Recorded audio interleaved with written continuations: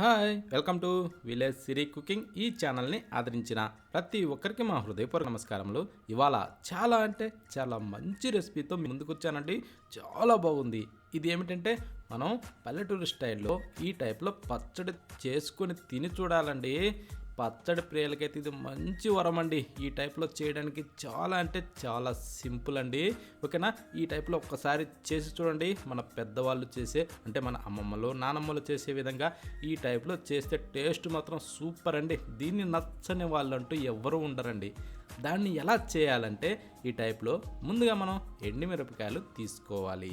ఎండుమిరపకాయలు అంటే స్పైసీ ఎంత కావాలనో దాన్ని బట్టి నేనైతే ఒక 10-12 తీసుకున్నానండి. ఓకేనా, ఇప్పుడు కట్ చేసిన ఉల్లిపాయలు 2 పెద్ద సైజు ఉల్లిగడ్డలు తీసుకునేసి ఇలా సన్నగా పొడవుగా కట్ చేసి పెట్టాను. ఓకే, ఇప్పుడు ఈ విధంగా కట్ చేసిన వాటిని తీసి పక్కన పెట్టి టమోటాలు కూడా అండి ఒక 4 అంటే నేను వేసిన ఈ 12 ఎండుమిరపకాయలకి ఈ యొక్క 4 టమోటాలు వేసానండి. అంటే ఆ స్పైసీలోకి ఈ పులుపుకి సరిపోద్ది అందుకని. ఓకే, ఇప్పుడు దాన్ని పక్కన పెట్టేసి స్టవ్ మీద ప్యాన్ పెట్టి కొంచెం 2 గంటలు ఆయిల్ వేసుకొని వేడెక్కనిచ్చేసి ఎండుమిరపకాయలని ముందుగా అందులో వేసుకోవాలి.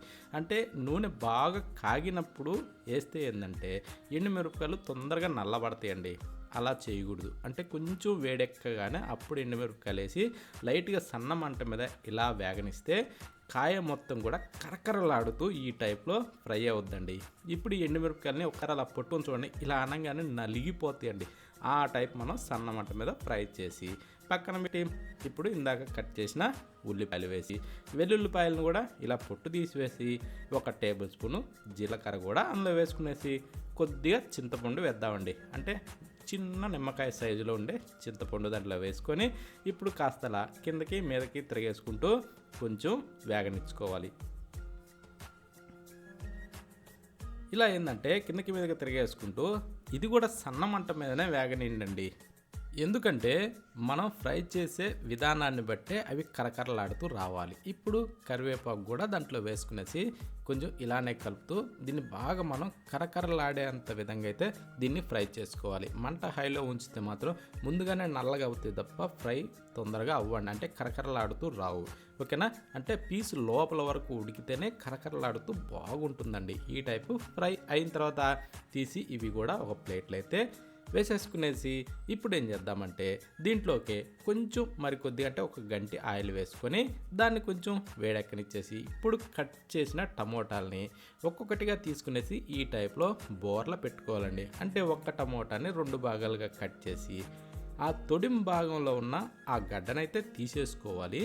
ఇప్పుడు ఆయనలో పెట్టిన తర్వాత మూత పెట్టి ఒక 3-4 నిమిషాల పాటు అయితే ఇలా ఉడకనిస్తుందంటే మనం మూత పెట్టినప్పుడు ఈ కింద పైన సెగ తగిలి ఈ టైప్లో చూడండి సింపుల్గా మీద ఉన్న తోలు అలా ఊడొచ్చేస్తుందండి.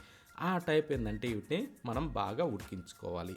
ఓకేనా, ఈ టైపు మనం ఈ తోలు మొత్తాన్ని తీసేసుకోవాలండి. ఎందుకంటే ఈ తోలు ఏంటంటే ఉన్న ఇబ్బంది ఏం లేదు, కాకపోతే ఏంటంటే కొంచెం తీసేసుకుంటే ఏంటంటే మనం తినేటప్పుడు పంటి కింద పడకుండా ఉంటుందని ఆ టైప్లో. ఇప్పుడు మనం ఈ తోలు మొత్తం అన్నిటికీ తీసేసిన తర్వాత ఇప్పుడు అన్నిటిని మళ్ళీ ఎర్లికలా తిప్పేసి మూత పెట్టి మరి కొద్దిసేపు అలా ఫ్రై చేసుకోవాలి.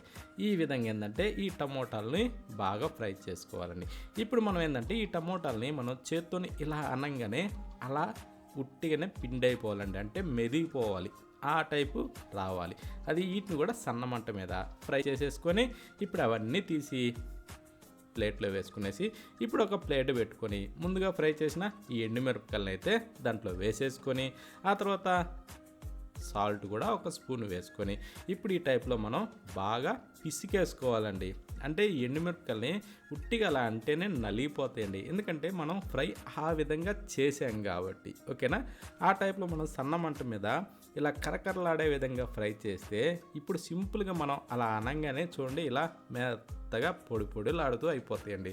ఈ టైప్ వచ్చినాక ఇప్పుడు ఇందాక ఫ్రై చేసుకున్న ఈ ఉల్లిపాయ, చింతపండు, వెల్లుల్లి, జీలకర్ర ఇవన్నీ వేసి మనం ఫ్రై చేసాం కదండి, అవి కూడా ఇందులో వేసేసుకునేసి ఇలా పిసికేసేయాలండి. ఇలా పిసికేస్తే ఏమవుద్దంటే వీటిలో కలిసి ఈ ఆనియన్ కూడా మెత్తగా మెదిగిపోద్దండి. ఆ టైప్ లేదు మేము పిసకలేమో మా చేతికి మండుద్ది అనుకున్న వాళ్ళు ఇలా రోలు ఉంటే రోట్లైనా దంచుకోవచ్చు, గ్రైండర్లు అయినా మిక్సీలో కూడా వేసుకోవచ్చు. ఓకేనా. ఇప్పుడు ఆ పిసికిన తర్వాత ఫ్రై చేసిన టమోటాలను కూడా ఇందులో వేసేసుకునేసి అలా నలిపేసుకోవాలండి. కాకపోతే ఏంటంటే ఇవన్నీ కూడా పూర్తిగా చల్లారక ముందైతేనే సింపుల్గా మెదిగిపోతాయండి. అంటే గోరువెచ్చగా ఉన్నప్పుడు ఈ టైప్లో మనం పిసికేసుకోవాలండి. కానీ ఈ టైప్లో పిసికితే వచ్చిన రుచి మామూలుగా రాదండి. అందుకోసమని ఇప్పుడు రుచికి సరిపడా సాల్టు అంటే చూసుకునేసి తక్కువ ఎక్కువ అవసరమైతే వేసేసుకోవాలి. ఓకేనా. వేసిన తర్వాత ఏంటంటే ఈ టైప్లో మనం ఎంత ఓపుకుంటే అంత బాగా పిసికేస్తే ఆ చేత్తో పిసికితే వచ్చిన రుచి చాలా అంటే చాలా అద్భుతంగా ఉంటుందండి.